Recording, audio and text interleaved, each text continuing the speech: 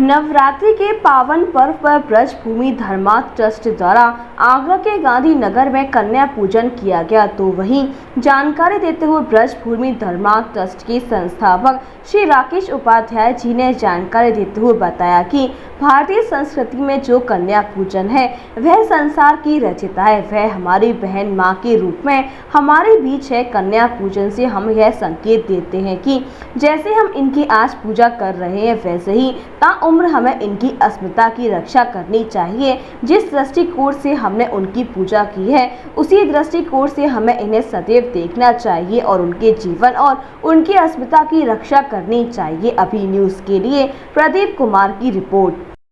Advocate सदर तहसील महामंत्री ब्रजभूमि धर्मा trust हमारे नवदुर्गा स्टार्ट होने से पहले और गणेश पूजन होने से, गणेश प्रतिमा स्थापना होने से पहले ये यहाँ के आसपास के मेरे भतीजे, मेरे बच्चे, ये सभी बच्चे मिलकर के और इनकी इतनी धारणा है, इतनी आस्था है कि हर साल मेरे पास में आकर के और इसका मजबूर बना लेते हैं कि यहाँ हमें श्री 108 श्री माता का हमें दरबार सजाना है और इस दरबार को सजाने के लिए पूरी तरह से तल्लीनता से, कटिबद्धता से काम करते हैं और माता की पूजा करते हैं। सुबह शाम आरती उतारते हैं। ये सभी बच्चे गब्बर है ना, और ये गब्बर के संग के जितने भी लड़के हैं वो सब बहुत, और सभी लेडीज आकर के, आसपास की लेडीज आकर के, महिलाएं आकर के बड़े श्रद्धा भाव से माता का पूजन करती हैं, माता की आरती उतारती हैं। आज और कल, शायद कल हमारा भंडारा है, भंडारा कल है नवमी को, है ना। और फिर इसके बाद में हम जो स्थापित की गई है माता रानी, उनको कैला देवी दर्शन करेंगे वहाँ जाके, और कैला देवी दर्शन करके और उनको वहाँ विसर्जित करेंगे। ऐसा काम हमारा ट्रस्ट करवाएगा और हमारे ये सभी बच्चे जाकर के, महिलाएं जाकर के करेंगी। मैं एक राकेश उपाध्याय, ब्रजभूमि धर्मा ट्रस्ट संघ का संस्थापक।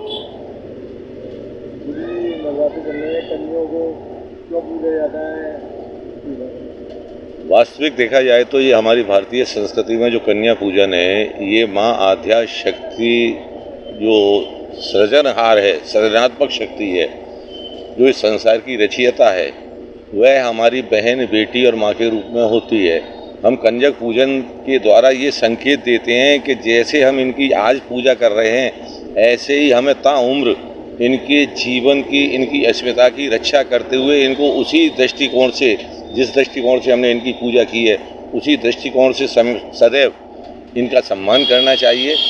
इसलिए हम लोग कंजक पूजन करते हैं। किंतु आज हमारी भारतीय संस्कृति के विपरीत लोगों की जो विचारधारा है वह हमारे इन कन्याओं को, ये जो वास्तविक माँ भगवती आद्या शक्ति का स्वरूप इस पृथ्वी पर हैं, इनकी अस्मिता के साथ खिलवाड़ कर रहे हैं, इनकी रक्षा में अपने आप को असमर्थ हो रहे हैं, बल्कि स्वयं ही राक्षसी प्रवृत्ति में प्रवेश कर रहे हैं, तो वो हमारी संस्कृति से विमुख हो रहे हैं। हम चाहते हैं कि वास्तविक जो व्रत है, इस व्रत का अर्थ होता है एक संकल्प। हम ये संकल्प लें कि जिस प्रकार से हम इन कंजकों का पूजन करते हैं, कन्याओं का पूजन करते हैं, उसी पूजा की दृष्टि के भाव से ताउम्र हम इनका जो सो अस्मिता का, इनके सम्मान का आदर करते हुए और सदैव माँ भगवती का ध्यान करते हुए अगर हम अपने पथ पर चलेंगे तो हमारा कल्याण होगा। कल नवरात्र की पूजा भी है, किस तरह से पूजा करेंगे आप, क्या होगा, माहौल मिला है? वास्तविक इस विषय में मैं जो कहना चाहूँगा कि हम लोगों के अंदर एक विशेष कमी है।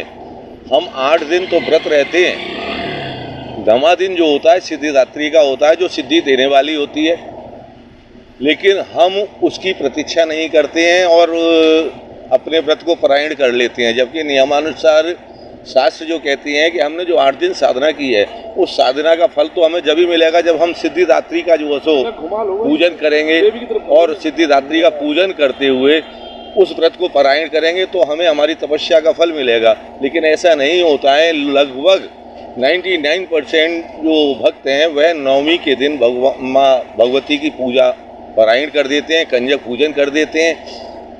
आज शाम को 4:40 के बाद में नवमी प्रारंभ हो जाएगी, जो कल तक चलेगी 2 बजे के बाद तक। और सुबह विश्व स्तरीय चिकित्सा सुविधाओं से युक्त JP diagnostics radiology and pathology centre, Mathura का पहला complete radiology and pathology diagnostic facility से सुसज्जित।